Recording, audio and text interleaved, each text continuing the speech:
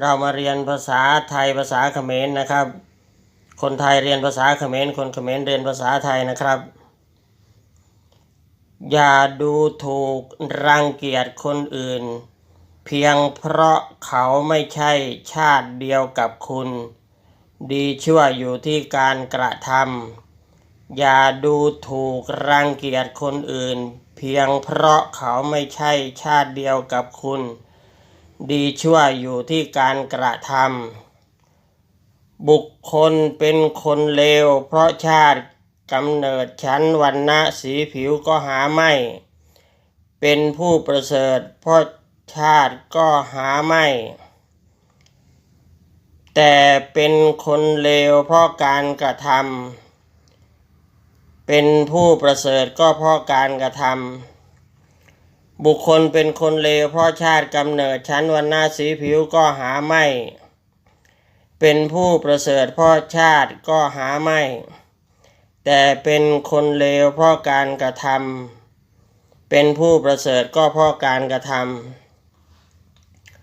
กลมเมืองใหญ่สะอบกระเปิมเนี่ยดดเต้ยกวนแต่ปลวกเกมันแมนเจียดรวมเจียมวยหนึ่งโลกเนี่ยละออักระนาวแอกาตงเวอร์กลมเมืองใหญ่สะอบกระเปิมเนี่ยดดเต้ยกวนแต่ปลวกเกมันแมนเจียดรวมเจียมวยหนึ่งโลกเนี่ยละออักระนาวแอกาตงเวอร์บุคคลเจียมนุษย์จงไรโปรเจียดกำเนิดกำรุธนักวันนะปัวสมปูสบายก็อดเต้ก็มันเมนเต้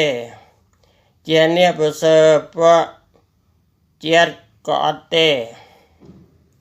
ก็ปุ่นแต่เจียเนี่ยจงไรปัวกาตงเวอเจียเนี่ยประเสริฐก็ปัวกาตงเวอ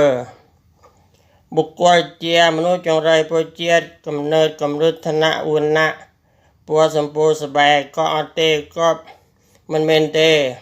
เจียเนี่ยประเสริฐปัวเจียดก็อดเต้